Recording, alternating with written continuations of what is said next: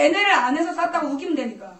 그런데 문제는 뭐냐? 북한 놈들이 우리한테 쏜 포는, 우리나라를 침공한 내용은 이건 국제법의 명백한 위반인 거예요. 휴전 중에 그 휴전 이후 지금 수십 년 만에 처음으로 본토를 공격한 거예요. 그러면 이렇게 되면 대한민국 국방부와 한미연합군은 해주를 불바다로 만들 수 있는 절호의 찬스였던 거예요. 그런데 이상하게도 국방부와 이명박 대통령이 확전을 방지하라 이러면서 그만하자는 전통문을 보냈다는 기사가 나왔어요. 왜? 도대체 본토가 공격당한 이런 사건에 왜? 알고 보니까 바로 그 전날 그 AP통신, AFP통신 이런 세계적인 통신사들이 각 나라로 특별한 속보를 타전했어요. 이명박 대통령이 민간인을 불법으로 사찰한 증거가 나왔다. 이명박 대통령이 아무래도 하야하게 생겼다. 정치적 위기, 최대 위기를 맞았다라는 속보가 밤 10시에 전 세계로 타전됐다는 거예요. 그때 특보가 나왔거든요.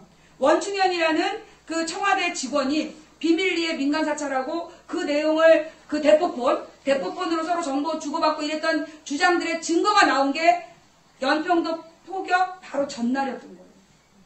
그 다음날 원래 손학규를 중심으로 한 야당 의원들이 막 거리 선전전 나가기로 계획을 다 세워놓고 프린트까지 몇만 장을 했대. 몇십만 장을. 못 썼어요. 연평도 피격 때문에.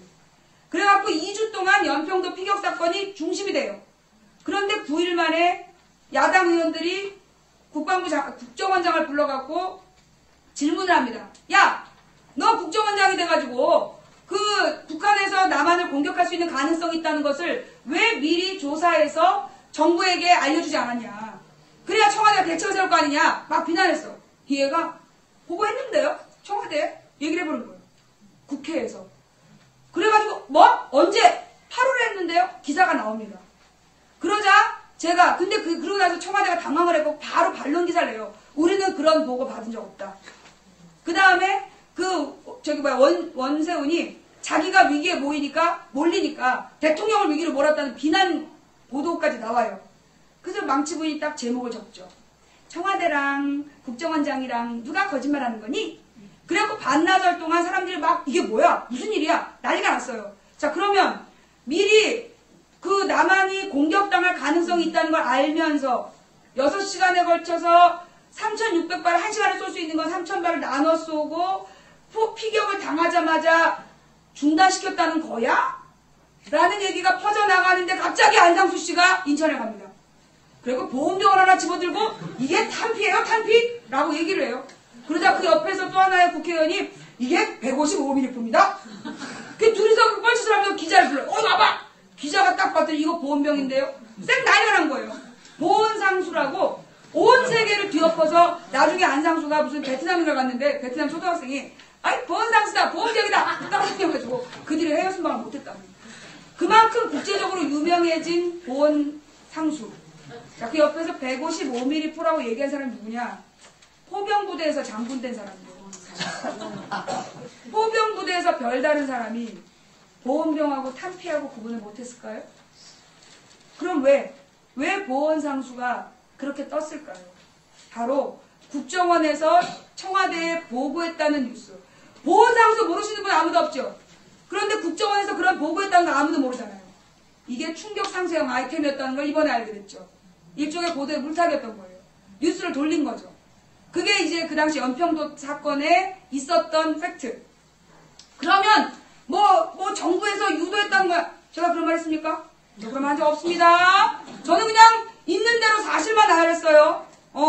왜? 망치부인은 그 사실만 말해도 허위 사실로 오해할 수 있는 발언을 했다고 잡혀갈 사람이기 때문에 저는 사실만 나열해요. 사실만. 그런데 나중에 사실을 얘기했다고 징역 3개월 살고 나왔어요. 대한민국 언론인 중에 사실을 말해서 징역 산 유일한 사람이 나예요. 그리고 이렇게 징역을 살은 이유가 영향력 있는 언론인이 그렇게 얘기했기 때문에 징역 살았어요. 3개월 달아놓고 나왔기 때문에 혹시 제가 또 들어가면 3개월 더 살아야 돼요. 신중해야 됩니다. 좌우지간 그래서 제가 이런 얘기를 지금까지 8년 동안 방송해왔는데 안 잡아갔어요. 왜? 이건 이미 보도에 다 나온 내용이에요. 그 판사가 누구예요? 아, 저를 판결한 판사요? 네. 그 얘기는 우리가 둘이 조용히 나중에. 얘기랑 사실 그 판사도 억울한 면이 있어요. 제 판결하기 3일 전에 검찰로 보낸 그 사전 통지서의 내용은 그냥 모욕죄 50만 원이었다는 거예요. 그런데 갑자기 당일날 법정 구속이 된 거라 그거 좀 알아봐야 될 문제라 그게 그 판사가 자기가 쓴 그 판결문인데 뭐라고 쓴 거야? 이러면서 잘 못 읽더라고요. 그러니까 그 판사만의 잘못은 아니었고 제가 왜 잡혀 들어왔는지 지금부터 설명할게요. 이제 연평도 문제 그랬죠. 그리고서 이제 연평도에 대해서 막 다시 한번 부활시키려고 그러는 걸 제가 또 초를 쳤어요. 그래가지고 이제 사실 제가 그들에게는 정말 만약에 내 적군이 나 같았으면 난 죽여버렸을 것 같아요. 그만 이해를 해요. 그러고 나서 이제 2011년이 돼요. 2011년에 1월 달에 어느 날 이제 그러니까 이 연평도 사건이 있은 다음에 연평도 북괴 그 뭐 갤러리라는 게 만들어집니다. 그러면서 걔네들이 저한테 매일매일 전화를 해요. 매일매일 전화를 해가지고 2011년 1월 달까지 그해 12월부터 1월 달까지 한 달 동안 전화를 해서 하는 말이 뭐냐면 자기네들은 매일매일 조선방송을 듣는데요. 조선중앙방송이가 왜 북한 방송 있잖아. 위대한 뭐 이런 아줌마 나오는 거 그걸 매일 듣는데 그 다음에 노동신문을 매일 읽는다는 거예요. 난 처음에 노동신문이 북한신문인지 몰랐어. 노동신문을 매일 읽는데요. 그 다음에 우리 민족끼리라는 북한의 대남 홍보 사이트에 매일 들어간다는 거예요. 난 어떻게 들어간지 모르는데 매일 자기네들은 들어간대. 지금 생각해보니까 걔네가 왜 매일 들어간지 알 것 같아. 그거 아무나 안 들어가잖아요. 여러분 매일 조선중앙방송 들어요? 매일 노동신문 봐요? 매일 우리 민족끼리 들어가요? 안 들어간단 말이에요. 근데 그 당시에 우리 민족끼리라는 사이트를 해킹을 했어요. 근데 해킹 방식이 뭐냐면 그 주소를 인터넷 사이트에 막 공개를 해서 그 변형 원래 정부에서 막아놓은 사이트를 아무나 들어갈 수 없는데 플록시 변경이라는 걸 해서 다수가 갑자기 동시에 습격을 하게 한 거예요. 자 그렇다면 이게 북한의 대남 홍보 사이트인데 어린애들 모여서 놀고 있는 사이트에다 주소를 링크시킨 거예요. 그러면 애들이 아무 생각 없이 들어가서 그거 보고 북한 멋있다 그래버리면 누가 책임집니까? 제가 그래서 나는 북한이 우리의 적이니 그 해킹 자체에 대해서는 나는 유죄 무죄를 얘기할 수 없다. 그러나 대한민국의 국가보안법상 정부가 접속을 차단한 사이트에 그 접속하도록 링크를 올려놓은 거는 국가보안법 위반 아니냐. 상습적으로 거기 들어가는 건 국가보안법 위반 아니냐라는 문제제기를 했어요.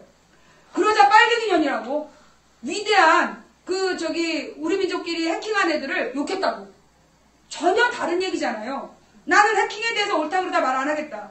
다만 어린아이들에게 그런 위험한 사이트를 노출시키는 건 국가보안법 위반이라고 얘기를 했단 말이에요. 걔네들이 매일매일 나한테 그런 전화를 했었어요.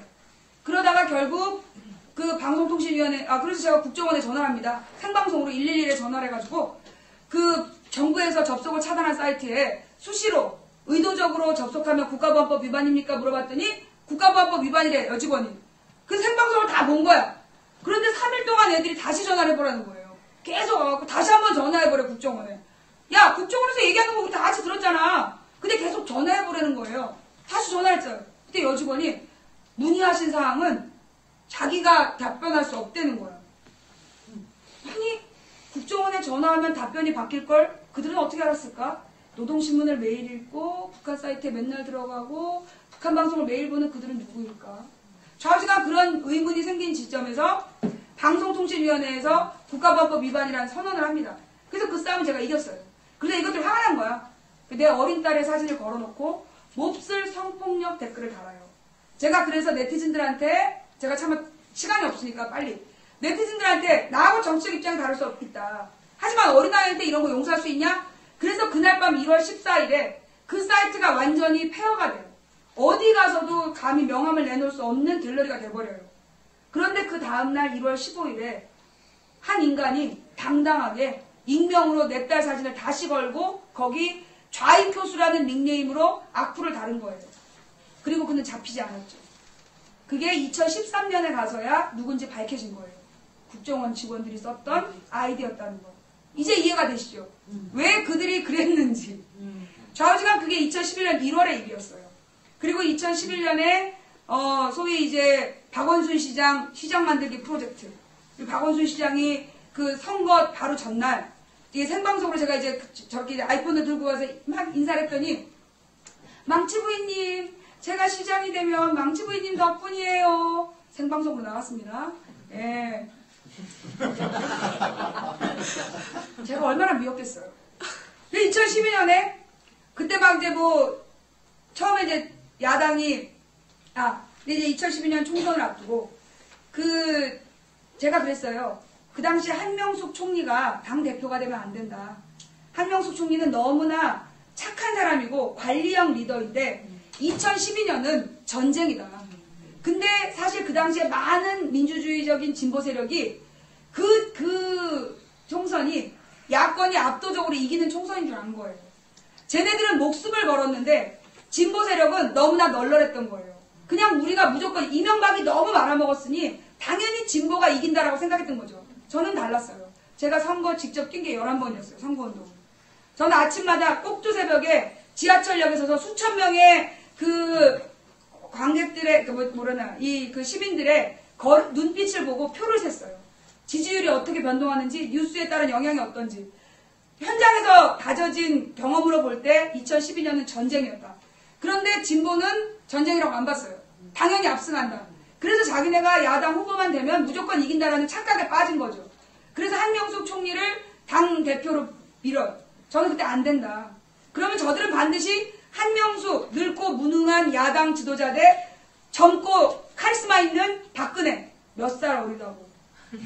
그렇게 낼 거라고 제가 예언을 했고, 그렇게 보도가 났어요. 그리고 한명숙을 당대표라고 외쳤던 그 네티즌들이 바로 다음 날부터 한명숙을 욕을 하기 시작하는 거예요. 같은 아이들과. 결국 그게 여론 조작단이었던 거죠. 그래서 제가 2012년 1월 15일에 방송을 접으면서 총선 망할 거다. 과반수 못한다. 그리고 대선도 질 거다. 내가 방송하면 뭐하냐? 잡혀갈 텐데. 난 그래서 방송 접는다. 그거 접었어요. 그랬더니만 전국에서 항의가 빗발치면서 김근태 의원님 초상 중에 있는 인재근 의원님이 그 당시에 이제 사모님이었죠. 인재근 사모님한테 전화를 해가지고 상중에 있는 분한테 경선이 방송 좀 시키라고. 동네 사람들이 난리가 났다고. 그래가지고 제가 기가 막혔어요. 아니 내 말 그렇게 안 들어서 뭐하러 방송하라 그러냐. 결국은 이제 여러 가지 압력을 받고 방송을 시작을 했죠. 그래서 저는 어차피 질 거지만 나는 날마다 최선을 다하는 모습을 보이겠다. 그러면서 총선을 치릅니다. 역시 과반수 못했죠. 국민 멘붕이래. 그리고 내가 니네 나 믿는다며. 내가 과반수 안 된댔잖아. 왜 내 말 안 믿어? 자, 그 다음에 제가 이정희 의원에 대해서 예언을 했어요. 2011년 8월에 민노당하고 국천당이 합치겠다 그럴 때 절대 합치지 마라. 민노당이 민주당이랑 통합이 되면 합치면 시너지 효과를 낸다. 민주당에는 절대적 지지 22%가 있지만 인물이 없다는 인물난이 있고 민노당에는 인물이 있으나 지지세가 약하다. 그러니 둘이 합치면 민노당에 발굴된 인물들과 민주당의 지지율이 합치면 절대 최강의 야당이 만들어지지만 국민참여당하고 민노당은 기질이 다르다. 국민참여당은 옛날에 노무현 정부에서 신자유주의 추진했던 사람들이에요. 그 사람들하고 노동자의 권리를 추구한 사람이 어떻게 한 소대에 들어가냐.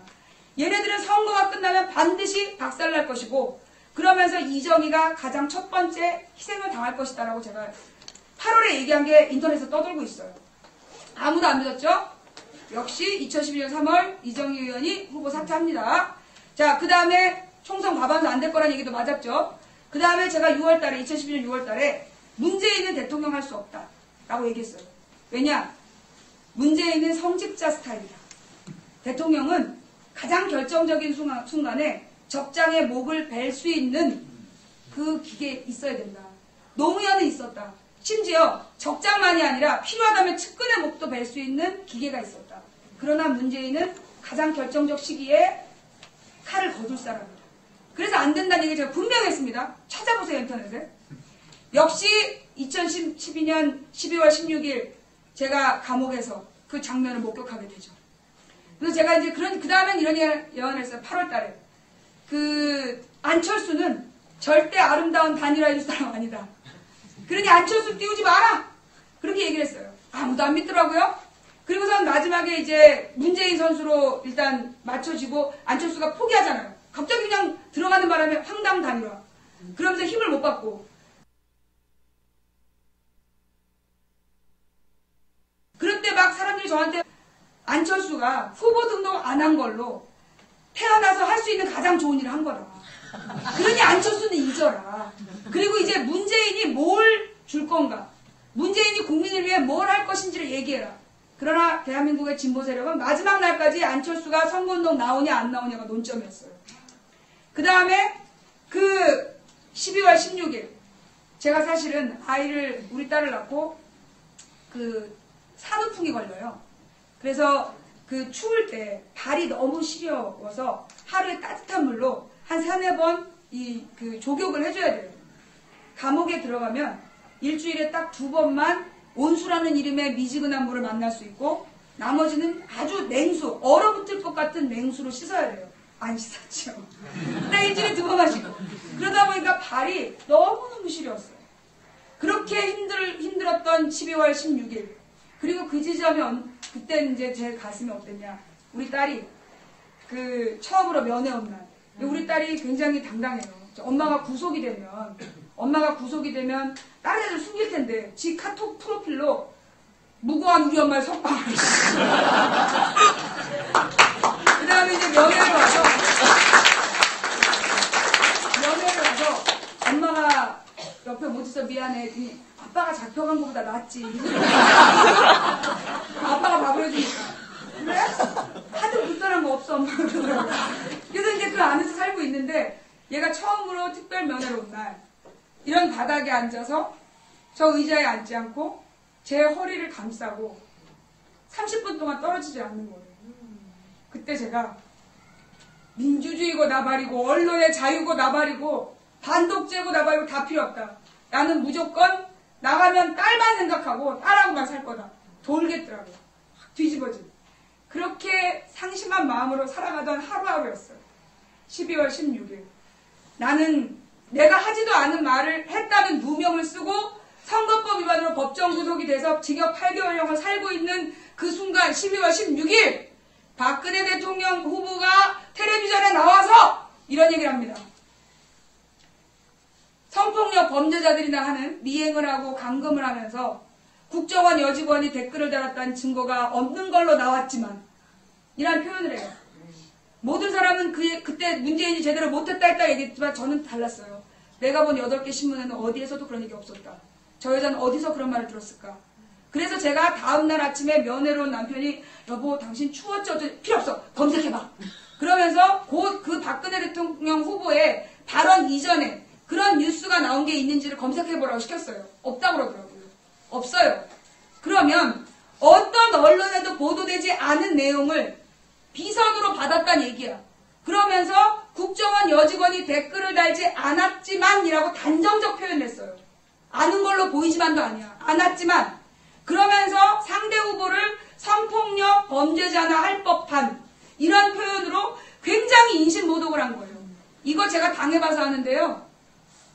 허위사실로 후보를 비방하면 징역 8개월형. 징역형에 처해지면 당선 무효형. 따라서 박근혜 대통령은 12월 16일에 이미 대통령 자격을 상실한 거예요. 동의하시면 박수.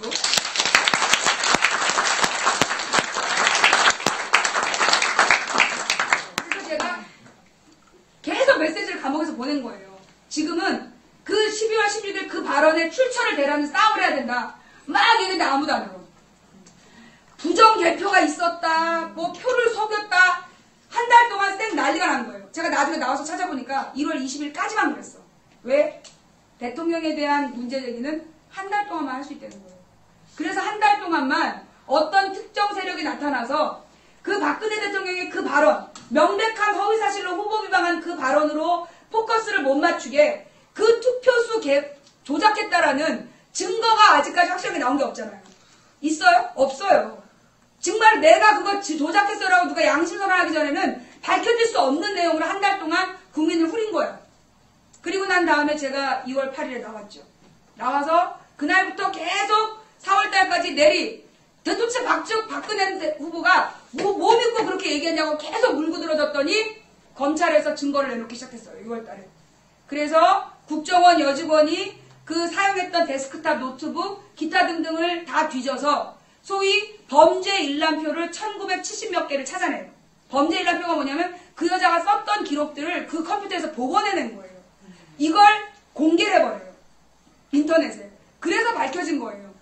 그러면 이걸 공개한 사람이 누구냐? 최동욱이라는 검찰총장이에요. 이 사람이 대한민국의 검찰총장 중에 유일하게 아무 뭐 하나 걸릴 게 없는 사람으로 검사들이 뽑은 사람이에요. 검찰총장 추대위원회에서 뽑은 사람이에요. 그 사람을 그 사람이 이제 6월 9일부터 16일 사이에 법무부 장관하고 논쟁을 해요. 원세훈하고 김용판, 소위 이제 박근혜가 그 사고를 친 그 다음날, 그날 밤 11시에 그 무슨 서초경찰서장인가가 나와서 발표를 하잖아요. 그 발표를 지시한 게 김용판 서울경찰청장이었다. 그래서 그 김용판하고 원세훈 국정원장을 둘을 선거법 위반으로 구속 기소하겠다라는 그 발표를 한 거예요. 최동욱 총장이. 그러자 바로 그 법무부 장관이 말도 안 된다.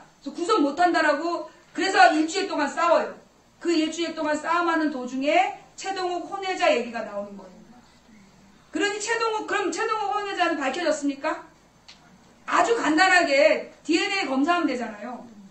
그 최동욱 그 혼외자로 의심되는 애 사진까지 퍼돌리고 온갖 정보를 다 공개한 조선일보가 아이에게 DNA를 요구하는 건 인권 침해예요. 결국은 최동욱 총장은 불명예를 쓰고 물러날 수밖에 없었죠. 결국 국정원 댓글 사건에 대한 정보를 까버렸기 때문에 당한 보복 조치였다고 봐요. 좌우지간 그 증거는 여전히 살아있습니다. 그리고 아무도 처벌받지 않았죠. 그 당시에 국정원 직원들이 72명이 심리전담반으로 활동했고 그들이 약 40명씩의 민간인 그 협조자들을 데리고 돈을 주면서 그런 더러운 댓글을 시켰다는 게 이미 밝혀져 있습니다. 그런데 국정원 직원과 민간인 조력자들은 지시에 따라 한 거다. 그러면 원세훈이 모든 걸 다 합쳐서 8만 년을 살아야 되잖아요. 원세훈 무죄 받았습니다. 그 무죄 받은 이유가 뭐냐? 원래 선거운동이라 하면 선거가 다가올수록 횟수가 증가되어야 되는데 내나 똑같이 그렇게 했기 때문에 하마터면 욕할 뻔했어. 야! 나는 딱 한 번 했다! 선거 때도 아니었고 그런데 나를 법정 구속했던 재판부가 원세훈은 평상시에 계속 했던 대로만 욕을 했기 때문에 선거법 위반이 아니라는 정말 지나가던 개가 부수면서 기침할 소리를 하고 간 거예요. 그게 대한민국의 현실이에요. 왜 이러냐? 그러면서 주진우, 김어준이라는 언론인들에 대해서는 징역 3년, 징역 2년형이에요. 그걸 지금 구형을 때려놓고 제가 돌아가면 1월 16일에 그 선거법 위반 최종 대법원 선고가 나요. 자, 그러면 고등법원 선고인가? 대법원 선고인가? 가봐야 알겠다. 좌우지간 고등법원 선고일 거예요. 그죠? 그리고 이게 고등법원에서 그렇게 만약에 유죄 선고를 하면 대법원에서 확정이 될 건데 이 사람들은 뭘 보도했냐? 그 당시에 박지만하고 박근영 남편이 서로 법정 투쟁 중이었던 내용을 공식 기록을 가지고 보도한 게 다예요. 그리고 사건 기록, 그 박근혜 대통령의 5천 가족들의 살인 사건에 뭔가 이상한 점이 보인다라는 의혹을 제기하는 기사를 썼어요. 단정적 표현도 없이. 그런데 거기에 대해서 지금 의도적으로 대통령 가족에 대한 악성 루머를 퍼뜨렸다는 죄목으로 지금 3년형, 2년형을 구형받고 있는 거예요. 자, 그렇다면 노무현이 NLL을 팔아먹었다. 그러면서 줄줄이 읊어댔던 김무성은 서면조사로 끝났어요. 국정원 여직원이 댓글을 달지 않았다라고 단정적으로 표현하면서 성폭력 범죄자 취급을 한 박근혜는 기소도 안 됐어요. 아예 수사가 안 됐어요. 그러면서 김어준, 주진우가 공식 문서와 사건 뉴스들을 중심으로 해서 심층 취재기사를 쓴 걸로 3년형, 2년형을 지금 정부에서 추진 중에 있는 거잖아요. 법무부는 정부입니다. 대한민국은 지금 언론의 자유가 굉장히 심각하게 탄압받고 있고 대한민국의 민주주의는 극심한 위기에 놓여 있습니다. 제가 아이들을 가르치면서 배웠는데요. 어느 나라가 민주주의다라고 얘기할 때는 두 가지가 필요하대요. 첫째, 언론의 자유가 철저히 보장돼야 된다. 둘째, 사법부의 독립이 철저히 보장돼야 된다. 즉, 사법부가 법과 양심에 따라 판결해야 된다는 얘기예요. 그래야 그 나라가 민주주의다라고 이야기한답니다. 그런데 대한민국 법원은 현재 법과 양심에 따라 올바른 판결하고 있지 않다는 겁니다. 물론 대한민국 판사 중에 3분의 1은 정상적인 판사예요. 근데 그들이 점점 고립되고 그들을 괴롭히고 왕따시키고 그 진급에 뭐라 그러나 안 좋은 영향을 주면서 탄압하고 있는 거잖아요. 그러면서 오로지 이명박 박근혜 정부의 충성을 맹세한 판사들만이 승승장구하고 있는 나라. 그래서 법과 양심에 따라 판결이 되기보다 박근혜의 마음에 따라 심기에 따라 판결이 되고 있는 나라. 그게 지금 대한민국입니다. 제가 오늘 가장 센 발언을 해요. 돌아가서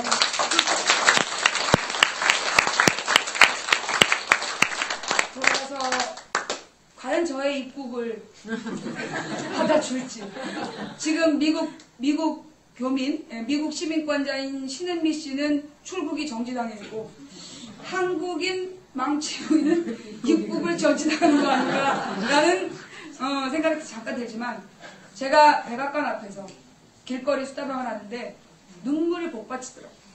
제가 거기서 막 이제 방송을 하는데 경찰이 슬금슬금 다가와. 올 것이 왔구나. 저 흑형 오빠가 날 잡아가려는 것 같다. 근데 와가지고 뭐 하는 거냐고 묻더래요. 그래서 우리 이제 시청자가 해석을 해준 거야. 이렇게 좋은 얘기를 왜 여기서 하냐? 여기는 북쪽이다. 남쪽에 가면 사람이 더 많다. 경찰이 방송을 종용하는 거야. 그 다음에 그러면서 제가 거기에서 정말 큰 충격을 받았고 그 다음에 필라델피아에 가서 수정헌법 1조 광장을 봤어요. 이 수정헌법 1조라는 게 뭔지 제가 잘 몰랐어요. 가끔 미드에 보면 이게 좀 재수없는 애들이 수정헌법 1조를 얘기하면서 막 틱틱거리더라고. 나쁜 건 줄 알았습니다. 폭스 드라마 보지 마. 나쁜 드라마. 근데 수정헌법 1조를 가서 읽어보니까 어떤 법으로도 언론, 출판, 종교, 집회의 자유를 제한할 수 없다라는 법. 기가 막히는 거죠. 지금 대한민국에서는 언론의 자유도 출판의 자유도 집회의 자유도 없습니다. 종교의 자유 또한 있다고 보기 어려워요. 왜? 개신교가 아니면 막 와서 낙서하고 막 불전함에다 이상한 거 집어넣고 개신교가 아니라면 굉장히 비난을 받고 있어요. 그럼 망치부인은 무슨 교냐? 너 무당이냐? 아닙니다. 저 개신교 집사예요. 네. 사실 저는 이곳에 오기 전에 제가 사실은 해외여행이라는 걸 싫어해요. 왜? 해외여행은 텔레비전에서 트래블 채널을 보는 게 가장 편안하다. 하루 앞에 화장실 있고 물도 있고 먹고 싶을 때 먹고 자고 싶을 때 자면서 보고 싶을 때 보다 끊고 또 보면 되고 언제든 다시 갈 수 있고 해외여행은 그렇게 좋은 것이다. 제가 작년에 유럽을 처음으로 가봤습니다. 원래 제가 그런 해외여행은 저는 참 범죄라고 생각했어요. 이 가난한 서민들의 몇 달치 월급을 그렇게 쓰면 안 된다. 근데 어느 날 130등을 하는 우리 딸이 엄마 내가 전교 50등 안에 들면 뭐 해줄 거야? 그래서 그랬죠. 엄마가 50kg대로 다이어트를 해주마. 그래서 비웃었죠. 우리 신랑은 그때 한 줄 더 떠서 해외여행 보내줄게. 그래서 우리 둘이서 딱 맥주를 짠 하면서 마셨는데 딸이 30등을 해갔거든요. 100등이 올랐어. 6개월. 신나는 다이어트를 했고 남편은 우리가 빚을 1년 동안 모아서 800만 원씩 빚을 갚는데 그 돈으로 유럽 여행을 보내준 거예요. 생전 처음 유럽 여행 가면서 이민 가방 유럽이 춥다고 그래서 전기담요 2개 컵라면 왕자로 6개 가방 하나 넣고 이렇게 해서 딱 들고 딱 갔더니 사람들이 다 비웃어. 해외여행 처음이시죠? 네. 그렇게 갔다 와서 제가 자존심 상해서 작년에 갖고 갔던 멀티탭을 올 8월에 집 정리를 하면서 버렸어요. 내가 다시 해외여행 가라. 그런데 제가 9월 달에 또 고발을 당했어요. 선거법 위반으로. 그래서 고발을 당했는데 올해 묘한 거예요. 2012년에 제가 경희대 교수님한테 강의를 해달라는 부탁을 받고 특강을 한번 나갔다 왔어요. 그 다음에 이제 아프리카 사장님을 한번 만났어요. 그리고 난 다음에 그 전국 순회를 하다가 구속이 됐어요. 그런데 이번에 경희대 강연을 하고 아프리카 사장님도 만났어요. 그래서 제가 생각을 했죠. 그때 전국 순회를 하다가 대전을 가기로 했는데 못 가고 잡혀갔어요. 부산 대구를 갔다가. 그러면 이 징크스를 깨야 된다. 그래서 제가 그 고발 당하지 마. 그리고 그 당시에는 제가 2011년 구속당할 때 변호사들한테 다 물어봤어요. 이거 법정 구속되냐? 나는 이제 법정 구속될 거 알았어. 근데 그 변호사들이 다 웃는 거야. 야, 네가 이걸로 구속되면 신문 나. 막 웃는 거야. 구속되고 신문 났죠. 36개. 네이버 1등. 그런데 이번에도 역시 너무 하잘것없는 걸로 고발 당했으나 그 당시에는 전부 다 그 말 믿고 준비 안 했다가 제가 구속됐거든요. 이번에는 구속될 거란 전제를 가지고 징크스를 깨기 시작한 거예요. 제일 먼저 대전으로 갔죠. 대전으로 먼저 가서 길거리 수다방을 시작을 해가지고 저의 원래 컨셉은 대전에 가서 막 길거리 수다방을 하면 노숙자들이 소리 지르고 누구 막 할아버지들이 와서 계란 던지고 와 그래서 시청률 대박 나는 게 계획이었는데 노숙자가 와서 소리를 질렀어요. 저쪽은 하나도 안 들려! 크게 좀 얘기해! 왜냐면 노숙자분들이 그늘에 계시길래 난 떼학볕에서 했는데 노숙자분들이 슬금슬금 떼학볕 아래 와가지고 왜 여기서 하냐고 하나도 안 들린다고. 그렇게 시작한 대전 강연이 마지막에 광주, 부산으로 끝나요. 근데 광주에서 길거리 수다방을 한 다음날 텔레그램이 띡 옵니다. 망치 부인님, 미국에도 와서 한번 길거리 수다방을 하시죠. 이러는 거예요. 그때가 네, 비행기 값을 모으면 가죠. 라고 이제 농담으로 보낸 거예요. 근데 그 다음에 와요. 그럼 비행기 값을 보내드리면 오시겠습니까? 그래요. 이 사람이 날 뭘로 보고 누가 돈 주고 나한테 비행기 값을 보내? 아, 물론이죠. 보내주시면 가죠. 그러면서 내가 너한테 낚일 줄 아니? 이러면서 막 놓은 거예요. 그리고 이제 사실은 혹시 또 진짜가 싶어서 알아봤죠. 미국에 있는 시청자들한테 혹시 나를 초청하자는 흐름이 있냐? 없대는 거야. 그럴 줄 알았어. 낚인 거지. 그래서 제가 부산에 가서 강연을 할 때까지만 하더라도 나는 열화와 같은 열망 없으면 안 가. 그게 안 부르는 줄 알고 해본 말이야. 그리고 사실은 제가 허리가 약해서 그 유럽 여행 갔다 올 때 너무 괴로웠더래서 다시는 안 갈 생각을 했기 때문에 그리고 제가 저는 늘 미국을 사랑합니다. 제가 맥가이버 때부터 미국을 너무 사랑했어요. 600만 불의 사나이 소머즈 전격 제트작전 맥가이버를 보고 자란 사람이기 때문에 지금도 하루 종일 미드를 틀어놔요. 왜? 자꾸 틀어놓으면 귀가 틀린다고 반죽이요. 근데 미드를 맨날 보는데 뉴욕 특수범죄수사대, CSI 마이애미, 뉴욕, 라스베가스, 그 다음에 뭐 하와이 5, 우리 딸이 처음에 샌디에고 호텔을 보면서 하와이 5에서 이런 데서 사람 떨어지던데. 제일 제가 애청하면서도 두려워하는 크리미널 마인드. 그 저기 뭐야 여기 우리 어디였지?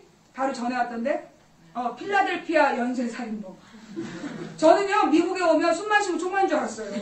LA에 딱 도착했는데 사람들이랑 다 같이 내려왔어. 근데 나더러 문 열고 나가라는 거야. 섭섭한 거야 순간. 밖에 어두운데 문 열고 나갔다 총 맞아. 제가 지금 총을 되게 두려워하니까. 그래서 사실은 제가 어린 시절에 오마이에서 말지에서 이휘소 박사가 교통사고 나게 죽은 거, 뭐 중요한 인물이 갑자기 총 맞아 죽은 거, 미국에 왔다가 드디어 죽는갑다. 전 미국 안 올라 그랬어요. 그런데 어느 날 이 텔레그램으로 이 미씨 미셸이라는 샌디에고의 분이 저를 부르기로 하시고 그리고 이제 주체를 모았더만 한번 망치부인을 부르자 같이 할래? 그래가지고 그 당시에 그 샌디에고, 필라델피아, 그리고 토론토 이 세 개가 모였대요. 근데 인구가 제일 많은 게 LA하고 뉴욕인데 심지어 뉴욕에서는 오지 말라 그랬다. 뭐하러 그런 여자를 부르냐. 맨하탄에서 길거리 수다방 한 번만 해결해달라 하는데 그것도 못하게 하는 거야. 맨하탄에 왜 오냐고 막 악성 댓글도 달고 그랬어요. 누구야? 하도 나 8층까지 블랙일 줄 알아? 8층인데 좌우시간 그러면서도 제가 이제 이 맨하탄에 와서 찍어야 된다. 그랬더니만 그래서 이제 뉴욕에 이제 주체가 만들어지고 그러더니만 또 나중에는 왜 뉴욕에서 하루만 있냐고 전쟁이 난 거예요. 그리고 원래 제가 워싱턴 3일 있기로 했는데 어저께 워싱턴에 3일 있기로 했는데 이틀만 있고 필라델피아 먼저 갔다가 뉴욕에서 이틀을 자는 걸로 합의 보고 전쟁을 마무리한. 왜 뉴욕은 이거밖에 없냐면서 막 관광을 안 하냐. 너무 괴로웠어요 좌우지간. 근데 좌우지간 이렇게 제가 뉴욕까지 오게 된 이유가 뭘까? 미국을 별로 안 좋아하지만 오는 건 무서워했던 내가 왜 왔을까? 그 이제 우리 딸 하여튼 여러 가지 일을 거쳐서 하나님께서 이제 가라는 사인을 주시는 거예요. 근데 제가 올해 이상하게 가라면 가고 제가 그동안에 이제 따랐던 게 뭐냐면 내가 가는 길은 갈 만한 길이라서 가는 것이 아니라 가야 할 길이라서 간다. 이게 제 방송국 메인 화면에 있어요. 그 다음에는 제가 이제 작년부터 했단 말이 이기기 어려운 싸움에서 지지 않는 단 하나의 방법은 포기하지 않는 것이다. 국정원과의 싸움을 하는데 동네 아줌마가 국정원이랑 제가 국정원 2건 고소했거든요. 사실 아무나 하는 거 아니잖아요. 이기기 어려운 싸움에서 지지 않는 단 하나는 포기하지 않는 거다. 그게 작년에 저의 모토였어요. 그런데 올해는 가라면 가고 서라면 서고 죽으면 죽으리라. 그게 저의 모토가 된 거예요. 그랬더니 가라고 그러시는 거야. 그래서 간다고 놓고 그랬어. 비행기표가 온 거야. 이 일 어떡하냐. 하나님한테 물어본 거야. 하나님 도대체 내가 왜 미국을 가야 됩니까? 내가 나한테 무슨 억하심정으로 그 무서운 데를 가라십니까? 거기다 제가요 얼마나 배신감을 느꼈냐.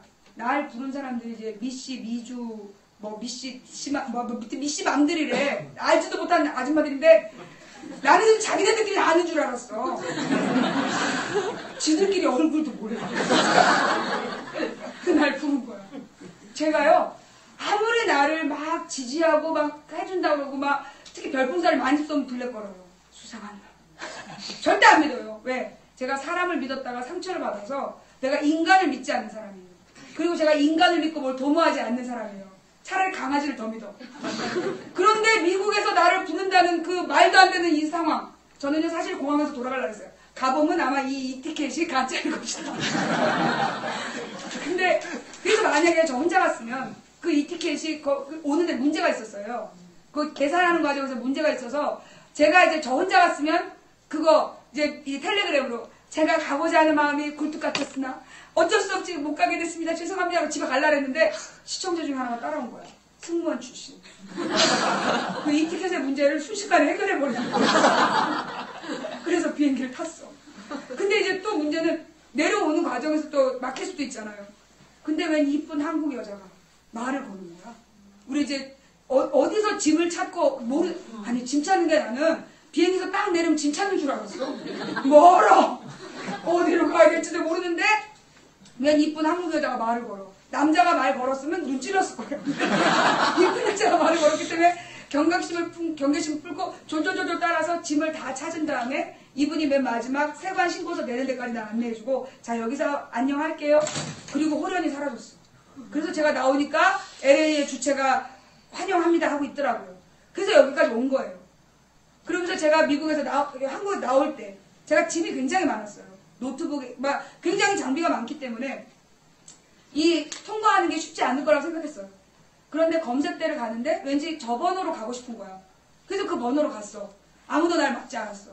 그리고 다 주섬주섬 또 이제 막 지고 있는데 그 검색대 한 직원이 잘 다녀오십시오 이러는 거예요.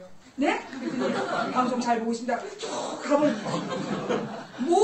모든 곳에 저를 도와주는 손길이 있는 거예요. 이거 이쯤 되면 이건 사람이 하는 일이 아니에요. 근데 하나님한테 제가 정식으로 여쭤봤어요. 하나님 저한테 왜 가라고 하십니까? 근데 그때부터 이상한 광고를 듣게 하시는 거예요. 저는 원래 라디오 들을 때 광고는 안 들어요.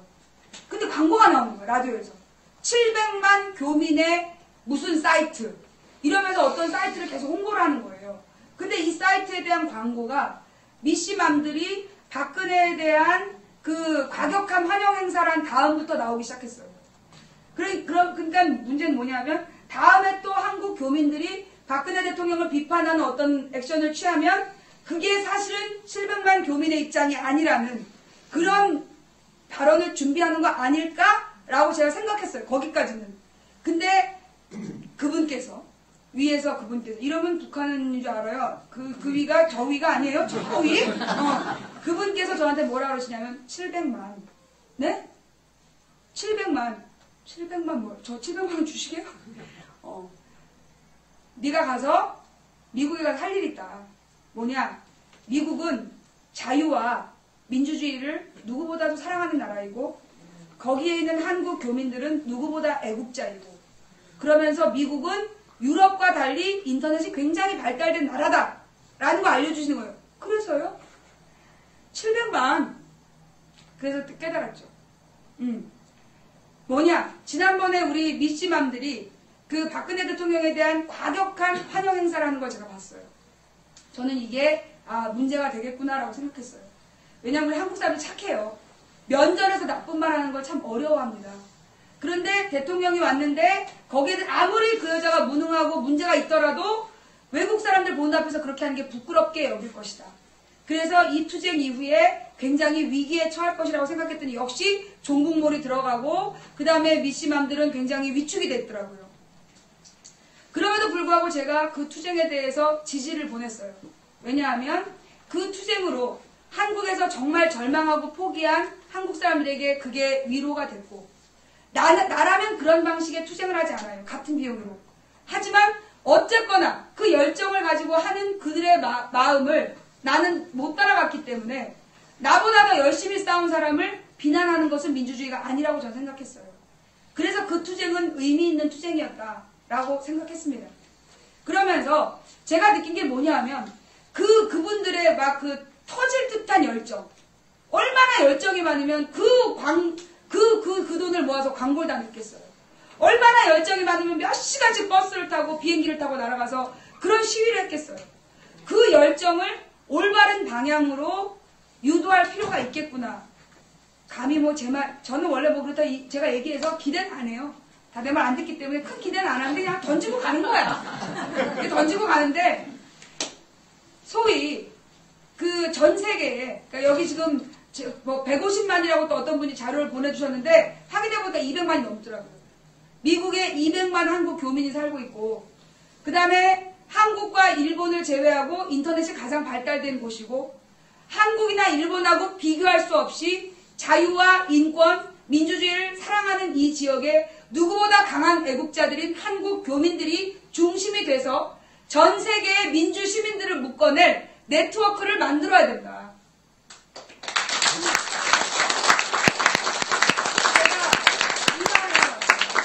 제가 이 말을 사실 한국에서 받았는데 요 얘기를 미리 까면 못 나오게 할까봐 끝까지 숨기고 와서 공개를 처음으로 한 거예요. LA에서부터. 민주시민 네트워크라는 게 필요하다. 그러면서 제가 이제 딱 LA에 도착해서 여기가 LA, 샌디에고, 워싱턴, 필라델피아, 뉴욕 5번째 도시예요. 도시를 쭉 돌면서 제가 많은 이야기들을 듣고 느꼈습니다. 이게 왜 필요한지 저는 한국의 민주주의를 위해서 필요하다고 생각하고 왔는데 와서 보니까 단지 한국만을 위한 게 아니다. 여기서 가장 들은 충격적인 이야기가 뭐냐면 한국의 교민사회가 뿔뿔이 흩어질 대로 흩어지고 그래서 서로 짱하겠다는 사람들 때문에 한인단체가 너무 많이 흩어져서 어느 정도 규모가 모인 한인들은 국가로부터, 카운티로부터 활동 지원금을 받을 수 있는데 서로 그걸 못하게 해서 아무도 못하고 있다는 얘기를 들었어요. 200만 교민이. 이 좋은 환경에서. 무엇보다 여기 뉴저지에서 어떤 한국 출신 정치인이 그 선거에 나왔고 백인들의 지지를 받아서 당선 가능성이 꽤 높았는데 한국 보수 세력이라는 사람들이 나타나서 얘 종북 빨갱이라고 낙선운동을 해서 떨어뜨렸다는 얘기도 들었어요. 그게 우리 미국에 있는 미주 지역에 있는 한인사회의 문제라는 걸 저는 미처 몰랐어요. 그런데 와서 들었어요. 그리고 그런데 이 미국 안에서 이런 문제를 고민하는 분들이 계시다는 얘기를 와서 듣게 된 거예요. 그러면서 한국에 있는 많은 각각 흩어진 여기 뭐 세사모도 있고 뭐 여러 가지 단체들이 미씨맘도 있고 여러 가지 한인 단체들이 있는데 그런 단체 14개 한인 단체들을 묶어내기 위한 노력을 하는 분들이 있다. 그 얘기를 제가 와서 들었어요. 제가 물어봤죠. 저한테 맨 처음 텔레그램 한 사람한테 혹시 그 단체 소속 아니냐? 그 단체를 홍보하려고 나를 부른 거 아니냐? 처음부터 그런 음모를 꾸민 거 아니냐? 아니라는 거야. 그래서 이제 왔어요. 그래서 제가 희망연대라는 게 만들어졌다는 걸 알았고 그런데 솔직하게 말씀드릴게요. 충격이 되실지 모르겠지만 이 희망연대가 만들어져서 활동을 시작하고 있는데 이 희망연대의 각 도시별 주체들에 대해서 또 서로서로 한인들 간의 비난과 비방이 오고 가면서 희망연대로 힘이 모아지고 있지 않다란 얘기까지도 제가 들었어요. 사실인지 아닌지 모르겠습니다. 예. 그런데 정말 그렇다면 제가 오늘 여기 뉴욕, 미국의 마지막 일정인데요. 여기에서 밝히는데 저는 그래요. 제가 한국에서 얘기하는 게 뭐냐면 빅텐트론이에요. 새누리당이, 한나라당이, 신한국당이, 민자당이, 민정당이, 공화당이, 자유당이 지금까지 대한민국을 지배하고 있어요. 그들은 어떻게 대한민국을 지배해 왔느냐? 아주 간단한 전술이에요. 야당을 분열시켜라. 언론이 제3후보만 띄워주면 선거 게임 끝이에요.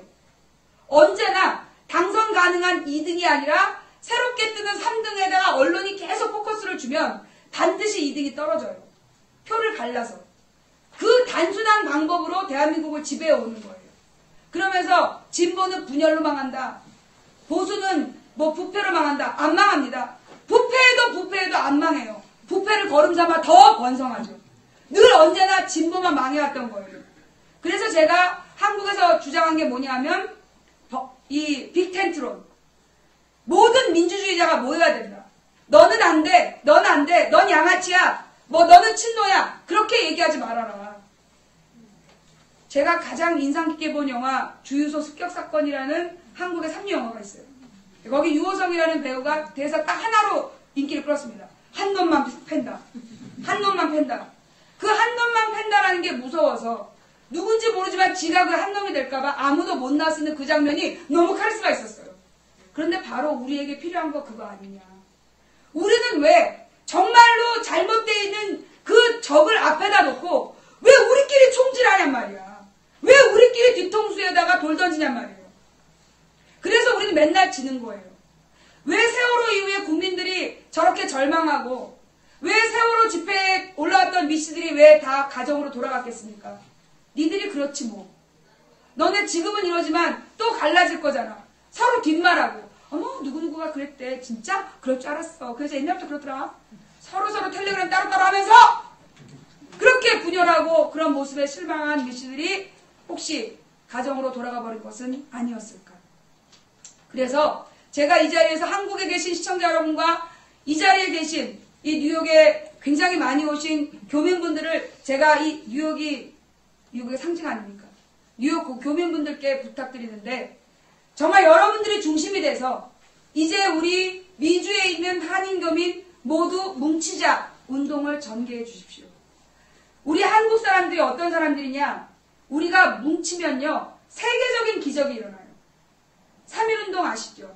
그 전에 1907년 이 일제가 전선 깔고 철도 깔고 그 돈을 조선에다가 빚 갚아라. 빚 못 갚으면 국권을 내놔라. 할 때 조선의 민중들이 들고 일어납니다. 그래서 국채보상운동이라는 거를 하는데요. 그때 양반들이 주도했지만 이 기생들이 비녀와 놀이개를 풀고 그 다음에 이 짐꾼들이 그 자기의 담뱃값을 아껴서 돈을 모읍니다. 최단기간 안에 그만 국채 3분의 1이 모인 거예요. 그래서 그때 일본 놈들이 돈을 횡령했다는 허위사실을 유포해서 그 운동을 좌절시킨 거예요. 우리 국민이 그만큼 무서운 사람들이에요. 1919년 3.1운동은 전 세계 최초로 이 식민지 국가에서 최초로 윌슨의 민족 자결주의를 바탕으로 평화적인 식민지 해방운동을 시작한 사례가 됐고 그걸 본 중국 민중들이 깜짝 놀라서 오사운동을 시작했고 인도의 간디가 3.1운동을 보고 비폭력 평화운동을 시작했다는 거예요. 인도의 독립, 그 다음에 중국의 이 민족운동, 3.1운동 보고 벌어진 거예요. 아셨어요? 요즘 애들은 배워요. 교과서에 나오는 얘기예요. 우리가 그런 민족이에요. 1960년 4.19 혁명은요. 그 당시에 미국에서 뒤를 봐주는 친미 정권을 감히 민중들이 들고 일어나서 쫓아낸 예가 없어요. 아시아에서. 그런데 대한민국이 이승만의 무능과 부패에 분노해서 온 국민이 들고 일어나서 어깨에 어깨를 걸고 서울대 교수들까지 다 나와서 어깨에 어깨를 걸고 이승만을 쫓아냈어요. 그게 4.19 혁명이에요. 그걸 보고 라틴 아메리카에서 민족해방운동이 일어났다는 겁니다. 1980년 그 박정희 군부독재가 끝나자마자 시작된 서슬퍼런 전두환 군부독재, 대통령을 감금한 그런 상황에서 감히 들고 일어설 수 있는 민족이 전 세계에 누가 있겠습니까? 80년 광주항쟁은 바로 그런 의미였습니다. 그들의 저항이 결국 87년에 무르익어서 87년 민주화 혁명으로 일어나는 거예요. 60항쟁으로. 박종철이 죽고 이한열이 죽고 도저히 더 이상 우리 아이들을 죽일 수 없다라고 생각한 이 넥타이 부대가 거리로 뛰어나와서 그렇게 대한민국의 직선제를 얻어낸 겁니다. 저는 그때 우연히 길에서 최루탄을 어린 고등학생이 맡으면서 빌딩에서 막 휴지가 두루마리 휴지를 집어던지던 모습을 저는 지금도 기억해요. 그게 왜 그런지 몰랐는데 남자들은 넥타이를 메고 나와서 시위를 하고 여자 직원들은 사무실을 지키면서 화장실에 있는 휴지 두루마리를 밑에 있는 시위대에게 던져줬던 거예요. 저는 그걸 봤어요. 그게 대한민국이에요.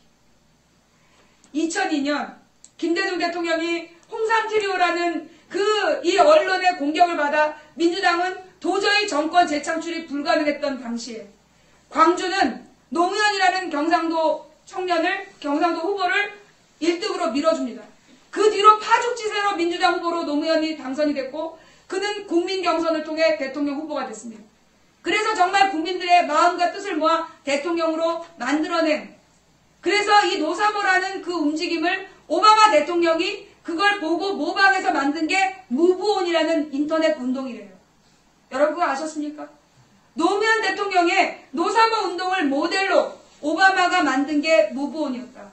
그리고 오바마가 무브온을 통해 대통령이 돼서 추구한 게 뭐냐? 김대중 대통령의 보험제도, 전국민 건강보험제도를 온 미국 민중들에게도 주고 싶다. 그게 오바마 케어 아닙니까? 대한민국이 그런 나라예요. 미국의 대통령도 우리들로부터 배우는 나라예요. 무엇보다 우리에게는 2002년 월드컵 4강 신화가 있습니다. 그 당시에 저는 어떤 독일인 선수의 인터뷰가 기억이 나요. 어려서부터 축구를 했고 자기는 눈을 감아도 21명의 자기를 제외한 21명의 선수가 어디서 뭘 하는지 다 알 수 있었다. 공의 움직임을 자기는 눈 감고도 바람으로 느끼는 사람이었대요. 그런데 한국하고 경기할 때 아무것도 느끼질 못했다. 사람들이 새빨간 옷을 입고 대한민국! 아무것도 보이지도 못했고 들리지도 않았다. 그게 대한민국이에요.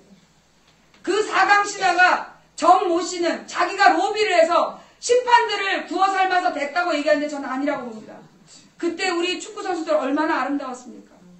그 축구 선수들이 그만큼 정말로 기적 같은 힘을 낼 수 있었던 거 우리 국민들의 힘이에요. 제가 이런 얘기도 들었어요. 미국의 축산업자들이 너무나 로비를 많이 해서 이 동물성 사료를 절대 중단시킬 수가 없었다는 거예요. 그런데 한국에 100만 명이 촛불 들고 딱 앉아있는 게 모든 언론에 공개되자 축산업자가 나와갖고 재고하겠다, 재검토하겠다 선언했다는 거예요. 우리 한민족이 모이면, 뭉치기만 하면 정말 역사적인 기적을 이루어 왔어요. 그게 우리 민족이에요. 그래서 소위 미국의 이 무기 산업자들한테 로비 자금을 받는 놈들, 그리고 일본의 이익을 조선의 이익보다 우선하는 놈들은 최선을 다해 우리 국민을 분열시키고 이간시키려고 합니다. 그래서 서로 욕하게 하고 서로 안 좋게 얘기하게 하고, 그래서 우리들의 마음속에서 단결하고 싶은 마음을 없애버리는 거, 그게 그들의 전술이에요. 그러면 우리는 언제까지 그들의 노예로 살아야 되겠습니까? 이제 내 마음에 들지 않는 사람, 우리 진보 세력들이 가만 보면, 저는 진보 세력이 아니에요. 여러분들 오해하시는 게 있어요. 망치부인 진보 세력인 줄 알아요. 저 진보 아닙니다. 저는 보수예요. 전 진짜 보수예요. 왜? 사회의 안정을 전 더 중시한 사람이에요. 그러니까 보수죠. 하지만 진보 세력이 필요하다고 보는 보수예요. 진보가 계속해서 발전 방향을 이야기해야 보수 세력이 사회를 안정적으로 유지하면서 발전적인 방향으로 나아갈 수 있다고 보는 사람, 합리적인 보수와 성숙한 진보가 공존해야 대한민국의 진정한 자유와 민권 국가가 수립된다고 믿는 사람이에요. 그래서 저는 보수와 진보가 다 필요하다고 생각해요. 그런데 자칭 보수들, 그들은 보수가 아니에요. 자기 민족의 이익보다 다른 나라의 이익을 우선하는 게 어떻게 보수입니까? 도덕적이지 않은 자들이 어떻게 보수입니까? 그래서 진정한 보수, 진정한 진보가 바로 서서 이제 대한민국을 바로 세워야 되는데, 그러려면 한국 교민분들이 정말 진심으로 마음을 열고 모여야 된다. 내가 짱할게, 너 나 따라와. 그러지 말고 네가 짱해, 내가 종할게. 미생이라는 드라마에 보면 여자 주인공이 나와요. 그 여자 주인공이 굉장히 유능한데 무능한 남자 선배한테 이 여자가 뭘 보여주느냐 하면 무조건 종이 돼. 무조건 다 세워줘. 그러자 그 선배가 나중에 인정을 하잖아요. 널 이제 여자로 보지 않겠다. 여자라고 봐주는 거 없겠다. 널 인정하겠다는 뜻이에요. 우리에게 지금 필요한 건 그거라는 거죠. 뭐 준비하는 주체들이 뭐가 부족한 게 있고 무슨 여러 가지 단체들로 갈라져서 마음에 안 드는 게 있을지도 몰라도 저는 이렇게 생각해요. A단체, B단체가 있어. 그러면 A단체에서 A단체 짱하는 사람이 B단체 짱한테, 그러니까 A단체에서 이제 짱하고 싶은데 좀 안 되면 B단체 만들잖아요. B단체 짱한테, 야, 너가 A단체 짱해. 라고 얘기하는 거예요. 그러면 B단체장이 일이 오면 B단체 사라져. 자연스럽게 통합되는 거죠. 안 오면 이 사람이 이렇게까지 양보했는데 얘가 안 왔어. 그러면 B는 대중이 죽여. 그거예요. 네가 짱해. 내가 종할게. 지금 우리에게 필요한 건 그게 아니겠는가. 그 말씀을 드리면서 제가 사실은 미리 와서 먼저 얼굴을 뵙고 만나 뵙기로 한 분이 있는데 못 뵀어요. 그분이 누구냐? 고 장준하 선생님이라고 박정희 정권 시절에 그 사상계라는 잡지를 펴내서 대한민국의 민주 세력을 키운 정신적 지도자였던 분이 계세요. 언론인이었는데 그분이 어느 날 그 산에서 추락해서 사망했다라고 발표가 나죠. 그런데 그분이 추락해서 사망한 게 아니라 망치로 얻어맞아 죽었다라는 게 2012년에 밝혀집니다. 그래서 장준하 치면 망치 부인이 연관 검색어로 떴어요. 특별한 인연이라고 저는 생각합니다. 그래서 저는 그 당시에 그 장준하 선생님의 유고를 이장하면서 그 진실을 밝혔잖아요. 그 밝혀낸 그 아드님이 매우 궁금했는데 여기 미국에 와서 보니까 그 아드님 장호준 목사님이 아까 말씀드린 희망연대를 만들고 있는데 거기로 힘이 안 모아지고 있다는 거예요. 자, 박정희가 망치로 장준하 선생님을 제거했어.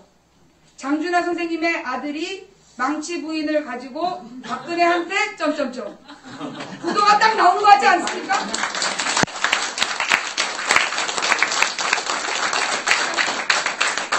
그래서 제가 오늘 그분을 뵈러 왔는데 여기 와 계십니까? 장호준 목사님 앞으로 모시겠습니다.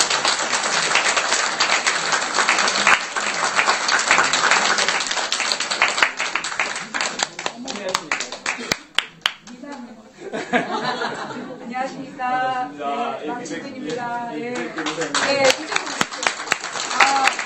지금 처음 봬요. 처음도 있기 때문에. 근데 이게 마이크 나옵니까? 안 나와. 안 나와요? 저도 목소리가 거의. 어머! 반갑습니다, 목사님. 자, 이렇게 해서 우리가 현장 토크쇼. 네, 한번 진행해볼게요. 제가 지금 처음 보니까 일단 환영의 박수!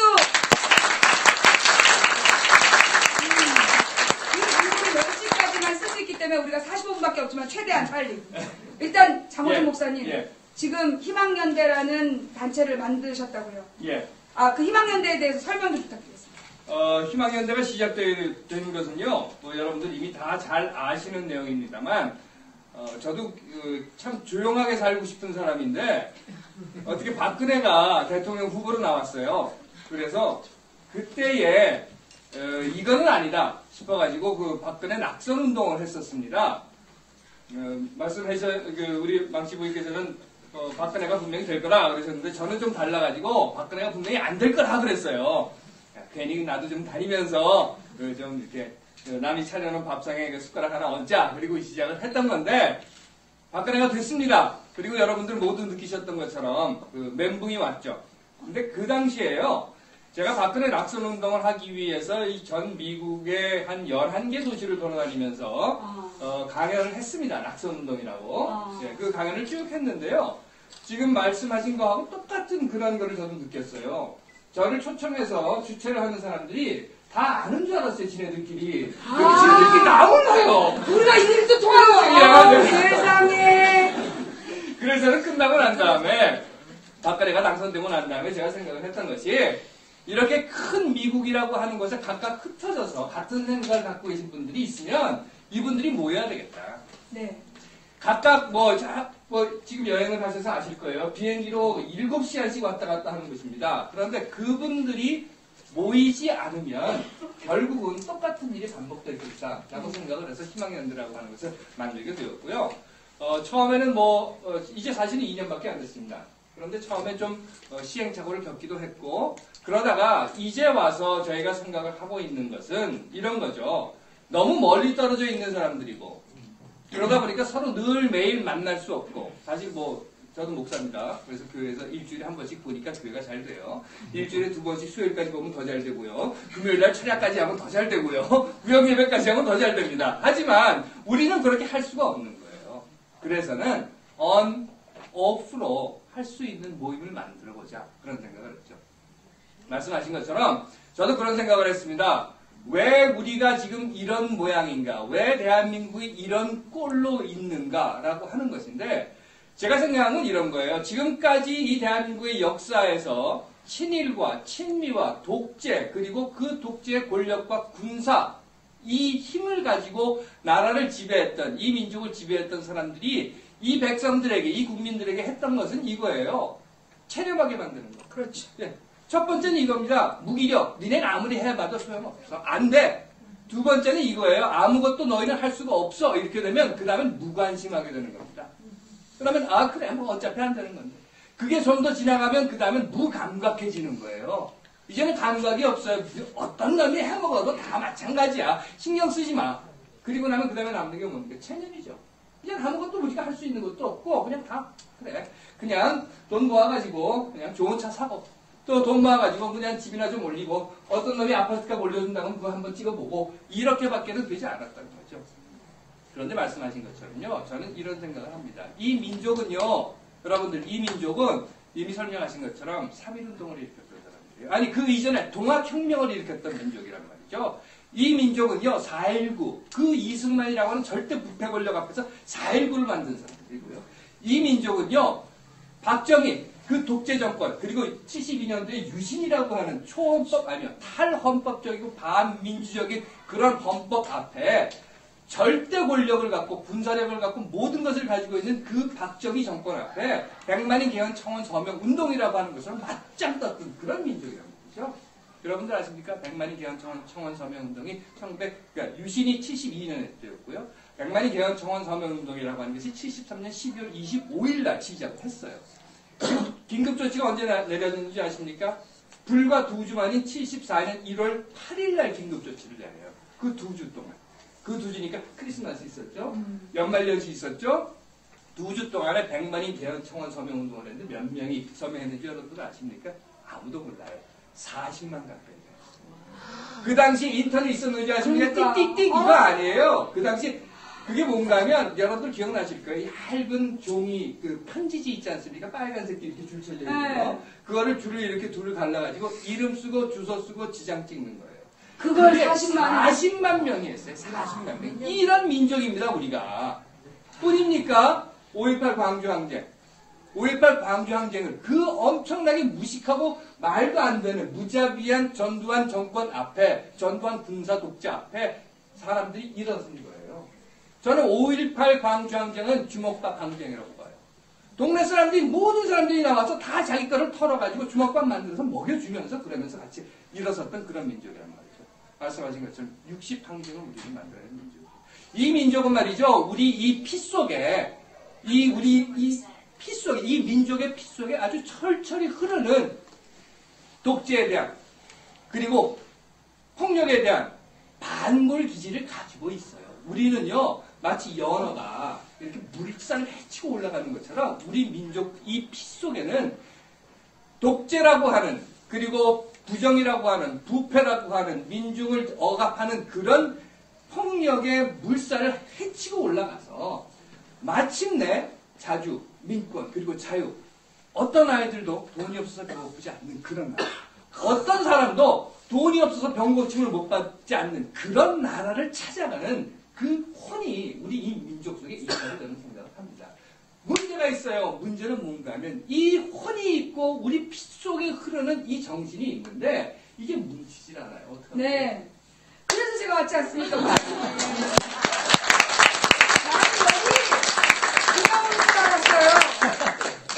그런데 참 이 웃긴 아줌마들이야. 이렇게 멋있는 분이었으면 LA에부터 소개를 해줘야지.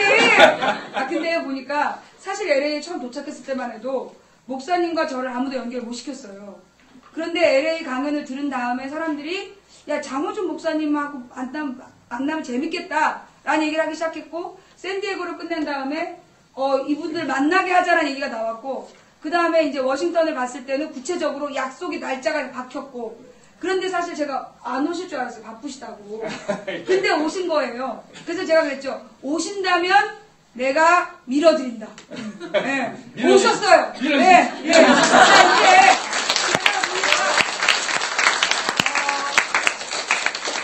한국은 언제 오시나요?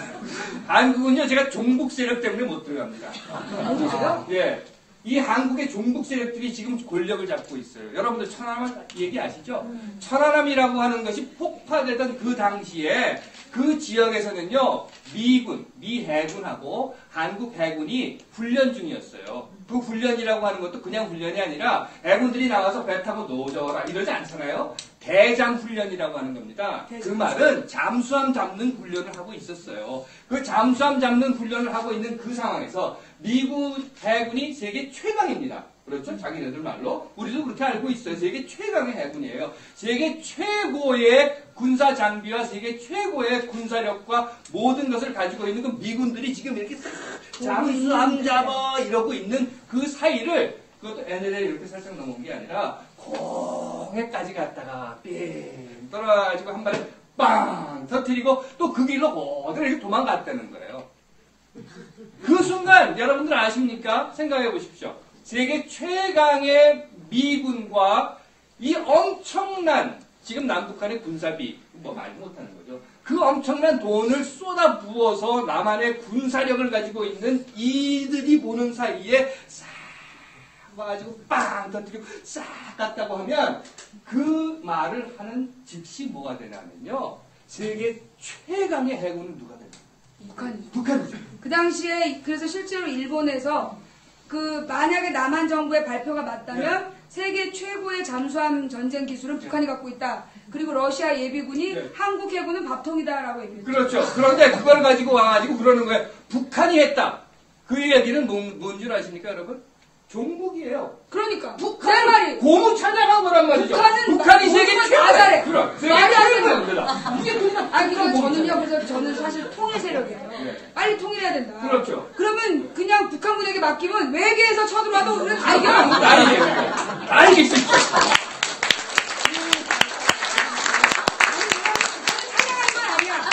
정부의 발표가 맞다면 그렇죠. 예.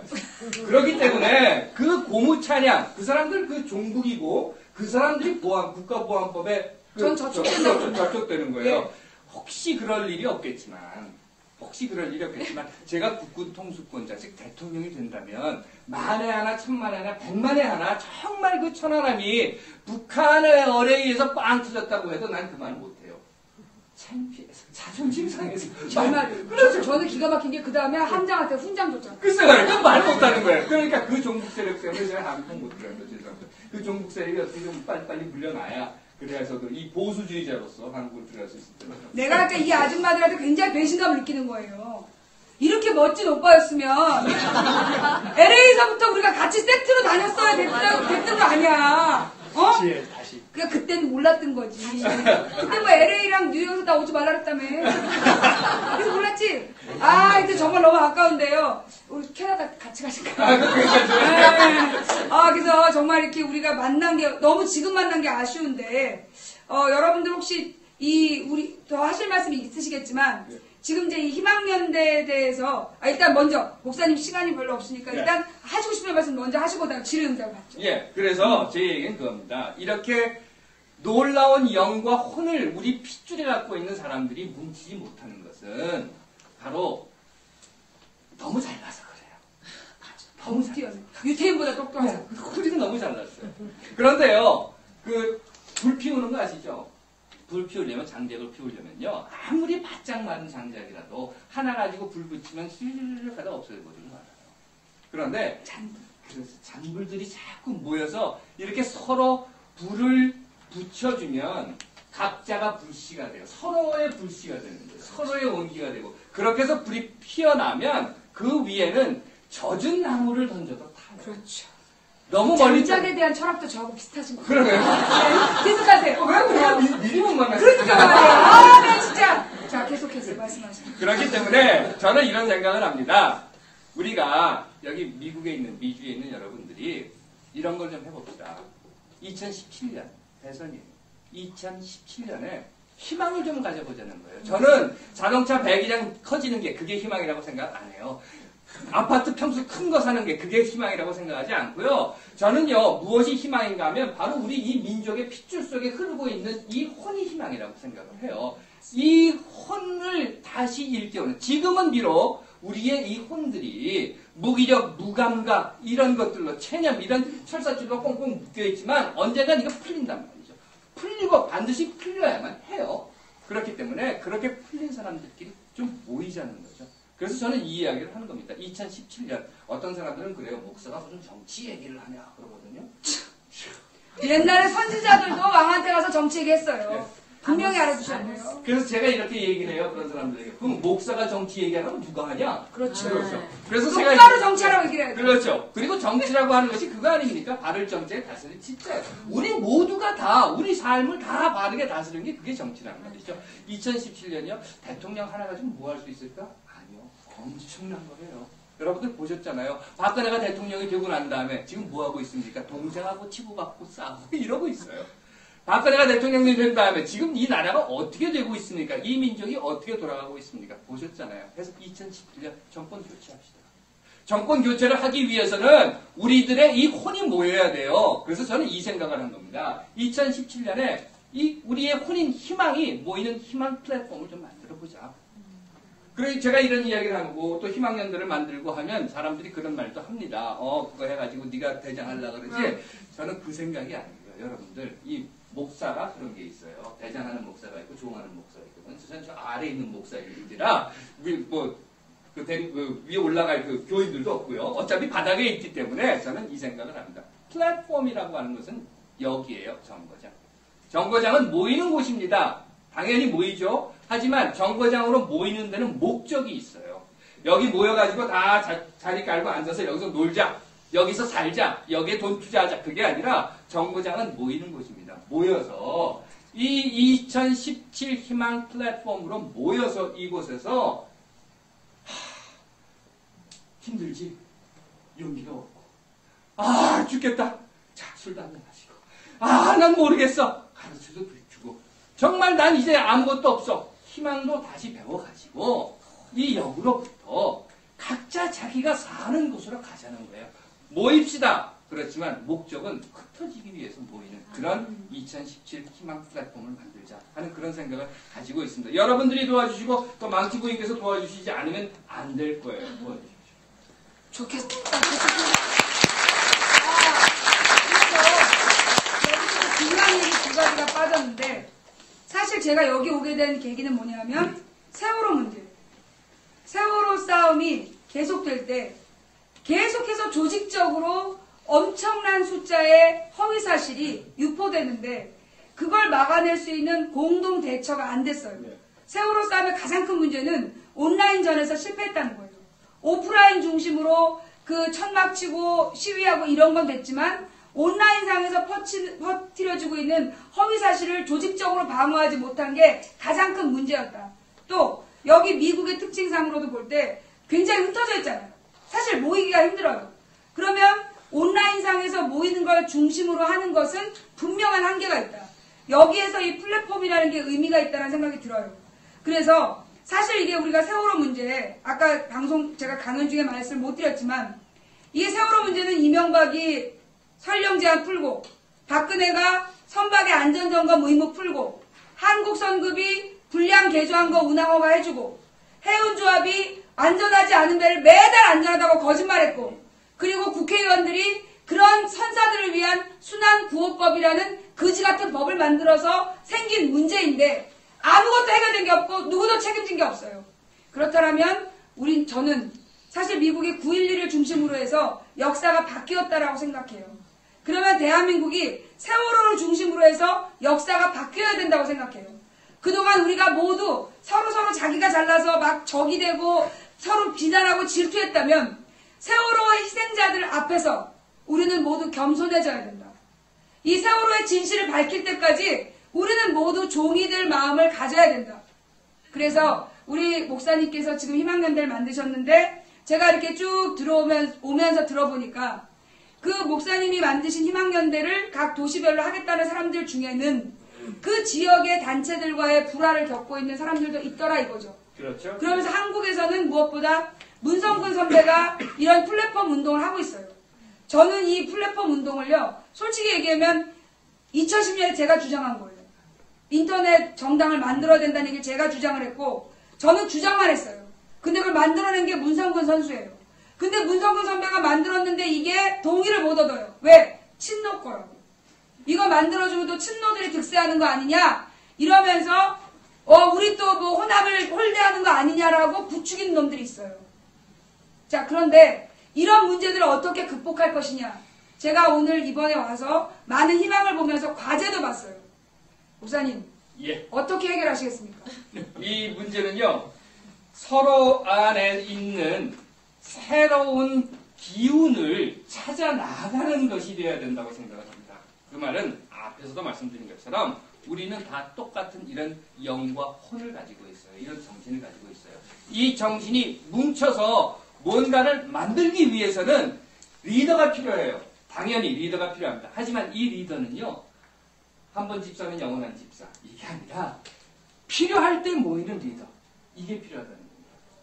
죄송합니다. 여기 저와 다른 그 종교를 갖고 계신 분들이 계실지 모르는데요. 그 초기 유대인들이 부족을 만들어 갔던 과정에서 혹시 들어보셨는지 모르겠습니다만 사사라는 게 있어요. 판관이라고도 부르고요. 이 사사 판관은 왕이 아니에요. 지도자도 아니에요. 이건 예언자도 아니에요. 하지만 어떤 상황이 발생했을 때 중심에 서요. 그 상황이 끝나면 사라져서 다시 평민으로 돌아가요. 지금 우리에게 필요한 것은 바로 그런 리더이고 또 한 가지는 그런 리더를 인정해 주는 겁니다. 근데 지금까지 우린 그런 경험이 없어요. 누구 한 놈이 나와가지고 막 어려울 때 딱 해서 딱 나고 나면 그 다음에 그거 없어져도 계속 있어요. 그리고 그 다음엔 뭐가 되냐면 지가 뭐 하려고 그래요. 그러다 보니까 누가 앞에 쓰면 돌 던지는 거예요. 저것도 또 똑같은 놈이야. 저건 뭐 저러다 정치하려고 그러는 거야. 이렇게 된다는 거죠. 하지만 이제 우리가 생각을 좀 바꿔야 되겠습니다. 그래서 지금은 네가 해. 그리고 끝나고 나면 너는 분명히 평민으로 돌아가요. 제가 노무현 대통령 살아계실 때 청와대에서 한번 뵀어요. 근데 그때 제가 노무현 대통령을 보면서 느꼈던 것이 뭔가 하면 이분은 여기 계실 분이 아닌데 하는 생각이었어요.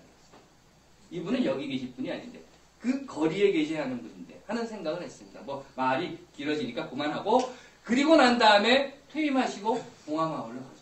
얼마나 멋져요. 그렇죠. 그렇죠. 그렇게 멋진 지도자, 그렇게 멋진 리더를 우리 안에서 만들고 또 우리가 인정해주고 또 그렇게 멋진 지도자로서 이 일을 끝나고 나면 다시 돌아가는 이런 사람들이 지금 필요하고 그를 인정해주는 우리들의 마음이 필요하다고 생각합니다. 그렇게 될 때에 우리는 이 2017년 희망 플랫폼 가능해요. 왜 못합니까? 그렇죠? 우리는 분명히 가능합니다. 저는 그렇게 믿습니다. 가능하다고 봅니다. 근데 제가 중요한 말씀이 뭐냐면 지금 이제 한국에서는 지금 제1야당의 전당대회를 준비 중에 있어요. 지금 제가 뭐 여기 온 다음에 구도가 바뀌었는지 모르겠지만 소위 이 김한길 안철수 측에서 하는 거예요. 그리고 뭐 문재인 선수 측은 또 문재인 선수대로 이제 이 전당대회를 준비하고 있고 뭐 정세균 선수가 또 준비하고 있고 이런 구도인 것 같아요. 근데 이게 지금 제1야당이 이 친노와 비노의 구도를 계속 가져간다면 절대로 성공할 수가 없는 구도예요. 그래서 이 문제를 깨기 위해서는 제가 볼 때는 소위 이제 그럼 이 비노라는 사람들이 갖고 있는 피의식이 뭐냐 하면 친노가 다 해먹으려고 한다. 이거예요. 근데 저는 솔직히 친노가 필요하다고 생각해요. 왜냐? 친노는 이길 수 있는 능력이 있는 사람들이야. 그런데 문제는 자기가 꼭 짱이 돼야 된다고 생각하기 때문이야. 그래서 그게 안 됐던 거예요. 그래서 저는 이번에 전당대회부터 시작을 해서 네가 짱해, 내가 종할게 라고 해서 한번 전당대회에서 당대표가 되는 건 중요하지 않다. 도리어 모든 사람이 문재인이 될 거라고 생각했을 때 내가 양보할게. 대신 누구든 온라인 정당을 받아라. 그래서 온라인 정당을 받는 사람이 당대표가 되고, 만약에 제1야당이 온라인 정당만 된다면 제가 볼 때는 모든 게 해결된다고 봐요. 왜냐? 그러면 다수의 민중이 참여해서 민중의 힘으로 정당 운영이 가능하기 때문이죠. 그래서 온라인 정당을 저는 찬성하는 사람이고, 그 온라인 정당이라면 진보 세력들도 함께하지 않겠나. 니들끼리 공천 주고 니들끼리 전략적으로 나눠먹는 거 아니냐라는 그 공포로부터 그들이 함께할 수 있는 틀이 만들어지는 거 아니냐라는 생각이 들어서, 저는 그 한국에서 지금 하다 왔지만 오늘 제가 목사님을 만나고 미주 지역의 희망연대를 고민하는 분들의 이야기를 들으면서 많은 희망을 느끼고 또 과제도 느끼는 것 같아요. 그래서 제가 볼 때 오늘의 이 만남은 끝이 아니라, 결론이 아니라 전 첫발이라고 생각해요. 그래서 우리 둘이 어떻게 앞으로 이야기를 해가느냐, 그것이 우리 교민들과 어떻게 공감대를 형성하느냐, 이것이 앞으로 우리가 해나가야 될 과제라는 좀 생각이 들고요. 무엇보다 이 모든 과정에서 가장 중요한 건 그 똘똘한 사람, 물론 리더도 필요합니다. 하지만 리더만으로는 안 된다고 봐요. 자기가 리더하겠다는 사람이 너무 많으니까. 그러나 이 모든 문제를 해결할 수 있는 힘은 누구에게서 오느냐? 민중에게서 온다. 백성에게서 온다. 그래서 더 많은 백성이 공감할 수 있는 방식의 투쟁과 활동을 만들어내가는 게 저는 희망연대가 해야 될 길이라고 저는 생각해요. 그래서 희망연대가 미국에서 활동하고 계신다면, 제가 아프리카에서 왔습니다. 프리 캐스팅 아프리카 TV에서 왔는데, 미국에서 여러분들이 방송을 하시면 제가 그걸 받아서 보여드릴 수도 있어요. 여러분들끼리 생방송 하실 수도 있어요. 그러면 그렇게 서로 소통하면서 전 세계 민주시민을 묶어내는 시민 네트워크를 만들어내고, 거기에 한국도 미국도 캐나다도 모든 주가 함께 만들어가고, 그리고 이 희망연대가 정말로 각 지역에 모든 한국 교민들의 대표들을 모아내면서 한마음으로 일단 교민사회를 뭉치게 만드는 거. 그래서 200만이 하나가 되면요, 제가 볼 때 미국에서도 굉장히 중요한 정치적 존재가 될 것 같아요. 그렇죠. 지금처럼 희미한 게 아니라. 그 일을 위해서 정말 목사님 오늘 만나뵙게 돼서 정말로 감사하게 생각하고, 영광입니다. 예, 저도 기대가 큽니다. 근데 제가요, 네. 이렇게 한번 만나보고 네. 그걸 끝나는 게 아니라 계속 괴롭힙니다. 아이고. 똑바로 하라. 예, 문성근 선수도 제가 불러서 몇 번 양을 예. 쳤어요. 맨날 말로 뭐 만들자고 한 다음에 책임을 안 지는 거 아니냐. 네. 끝까지 책임질 수 있느냐 막 따지고 그래요. 예. 그래서 문성근 선수가 보자고 그러면 전화를 안 받아요. 제 전화 피하지 마시고, 앞으로 이제 여기서 시작해서 새로운 희망을 만들어갔으면 좋겠어요. 제가 볼 때 미주 지역이나 한반도나 많은 국민들이 지금 절망하고 있는 이유는 야권, 우리 진보 세력에 대안이 없기 때문이에요.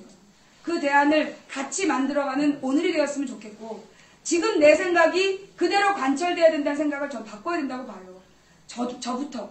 그러니 여러분들도 다 같이 열린 생각으로, 어저께까지 미워했던 그녀에게 야, 차 한잔 하자 라고 얘기하고 립스틱이라도 하나 주면서 우리 희망연대 같이 한번 해보자. 우리 한국 희망연대가 아니라면 새로운 이름으로라도 우리 교민들 한번 모여보자. 그래서 우리가 새로운 세상의 주인이 돼보자 라고 저는 미씨맘들이 주도할 수 있을 것 같아요. 여기 미씨맘 아닌가? 다르구나. 세사모가 중심되었다고 생각해요. 예. 오늘 여기 10시까지 이 장소를 비워줘야 되는데, 전 진짜 이 아줌마들한테 굉장히 화가 납니다. 저는 2시간이 지나면 입이 풀려서 그때부터 본론인데 가면 2시간만 하래. 고문하는 거예요. 여기까지 데리고 와서. 시간이 너무 없어서 끝나고 이 방송 끄고 더 이야기를 하도록 하고요. 그 전화 목사님께 질문 있으십니까? 네, 말씀하셔도. 저는 리더가 그런 걸 전혀 생각이 없는데, 구체적으로 뭘 어떻게 해야 됩니까? 희망연대를 거기서 우리가 할 수 있는 일이 뭘 가입해서 어떻게. 그러게, 그런 얘기. 구체적으로 제가 희망연대라고 하는 이름은 어차피 연대라고 있고요. 그 프로젝트가 2017 희망 플랫폼입니다. 웹페이지를 만들고요. 그리고 인터넷으로 연결하실 수 있도록 해드립니다. 인터넷으로 그 웹페이지로 들어오십시오.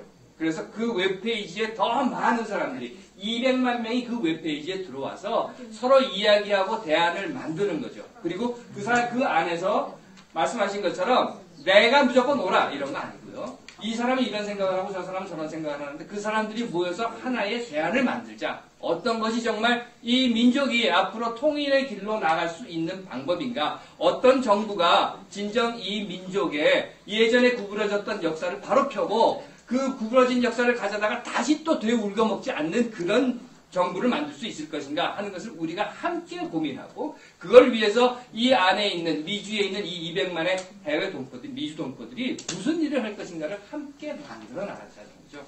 그래서 첫 번째로 말씀드릴 건 그겁니다. 만들 거예요. 저희가 이제 그 2017 희망 플랫폼이라고 하는 웹페이지를 만들 겁니다. 그 쉽게 만들어주세요. 예, 쉽게 네, 우리 어르신께서 그럼요. 그냥 손가락 하나만 딱 누르면 짜자잔 바로 들어갈 수 예, 있도록. 예. 네. 그렇게 만들 겁니다. 만들어진 건 아니에요. 아직 만들지 않았습니다. 지금 이미 그 웹 주소는 있어요. 하지만 만들어지지 않았습니다. 이걸 위해서 제가 여러분들께 드리고 싶은 말씀은 이거예요. 우리가 다 같이 하는 일입니다. 누구 한 사람이 서서 자 내가 할 테니까 따라와 이게 아니라 우리 다 같이 가자는 겁니다. 그렇기 때문에 여기에 계신 분들 중에서는 그 인터넷 뭐 이런 거 잘하시는 분도 계실 거예요. 웹 디자인 잘하시는 분, 또 어떤 분은 노래를 잘 부르는 분이 있으면 노래로 해주셔도 되고 이렇게 목소리가 크신 분은 목소리로 해도 되는 거고요. 또 뭐 이것도 저것도 다 못하겠다 그러면 돈이라도 내십시오. 그래가지고 같이 이거를 만들어 가야 됩니다. 자, 제가 그 LA에서 LA, 샌디에고, 워싱턴, 필라델피아, 뉴욕까지 오는 동안에 그 질문을 받았어요. 그래서 그 시민 네트워크 그거 어떻게 하자는 거냐? 구체적으로 얘기해달라는 질문을 받았는데 그래서 그 질문 때문에 고민하다가 오늘 이 자리가 만들어졌어요.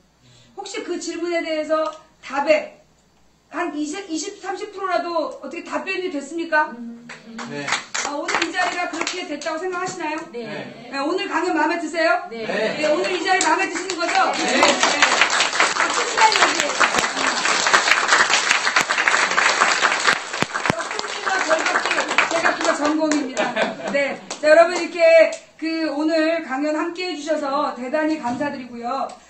오늘 목사님께서 하시고 싶은 얘기가 되게 많았을 텐데 제가 말이 길어져서 대단히 죄송하고요. 제가 여기서 못한 얘기, 진짜 중요한 얘기는 제가 한국 가서 방송을 할게요. 방송을 우리 다음에 또 다음 방송에서 만나기로 하고 오늘 우리 목사님께 만난 이야기는 또 다음 이야기에서 또 이어가도록 하겠습니다. 그러면 오늘 방송 여기서 강연 마무리해도 되겠습니까? 네. 저희 잘했다라고 생각하시면 함성과 박수.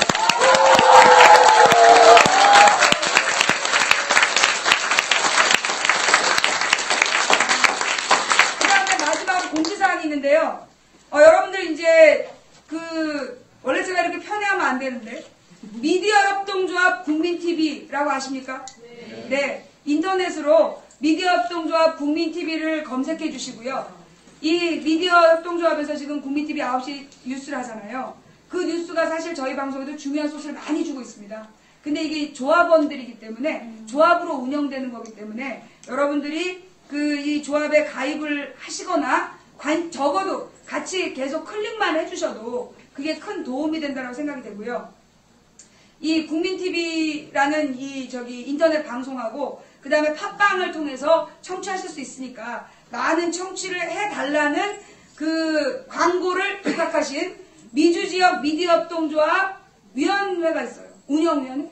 위원회? 협의회? 지역협의. 네, 인정. 네, 정확한 명칭이 뭐죠?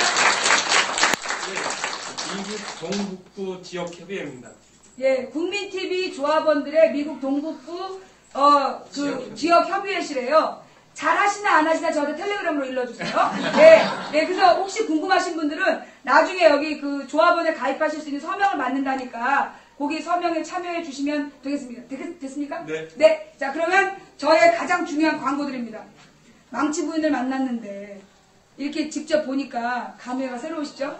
얼굴이 사람만 하더라 싶은 것부터. 자, 여러분들의 오늘의 강연 소감과 그 다음에 기타 등등 저한테 하시고 싶은 제언 혹은 조언 혹은 충고 기타 등 제보 등등을 하실 수 있는 방법이 있습니다.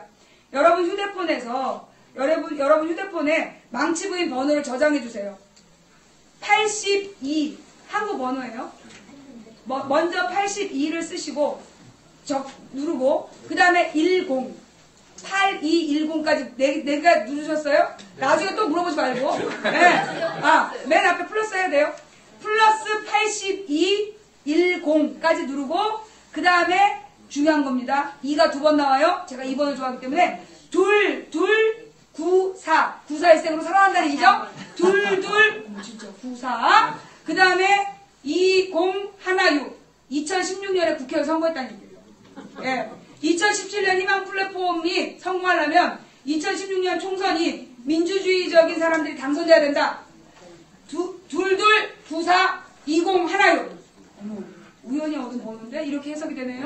예. 자, 2294에 2016 2016 예. 그 번호를 망치부인이라고 저장하신 뒤 아주 중요한 정보 그 텔레그램을 다운받은 다음에 여러분의 전화번호를 쓰셔야 돼요. 제 번호 8210-2294-2016을 쓰시면 저한테 하루에도 수십 개씩 비밀번호가 날라와요. 여러분 번호로 입력하셔야 여러분 전화기로 그 텔레그램이 깔리는 거예요. 어저께도 7개인가 8개인가 왔어요. 제발 텔레그램을 다운받고 전화번호 입력하라고 여러분의 번호를 입력하세요. 그래야 여러분의 번호로 텔레그램이 비밀번호를 보내고 그 인증번호를 입력하시면 그 다음 여러분의 텔레그램에 망치부인이 남편과 다정히 찍은 사진이 떠요. 절대 제 번호 입력하시면 안 돼요. 한국에 계신 시청자 여러분! 네, 자 이렇게 해서 광고 말씀까지 드렸고요. 이 정도면 시간 오늘 콩사탕님 괜찮았어요? 네, 자 그럼 이렇게 해서 끝내고 사진 찍으실 분들 앞으로 나오셔서 찍고 가시면 되겠습니다. 네, 저 사회자에게 맡기겠습니다. 네. 감사합니다.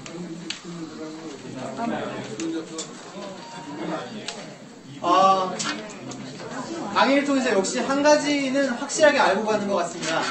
이기기 어려운 싸움에서 이기려면 역시 끝까지 포기하지 않는 것이다. 절대 잊지 않는 것이다. 이 자리가 정말로 새로운 민주시민, 전세계 한국인, 대한민국의 민주시민 네트워크를 구축하는 그 첫 자리에 도장을 꽝 찍는 그 자리면 분명한 것 같습니다. 그리고 이 자리를 정말 빛내주신 망치부인 그리고 장호준 목사님께 큰 박수 드리겠습니다. 감사합니다.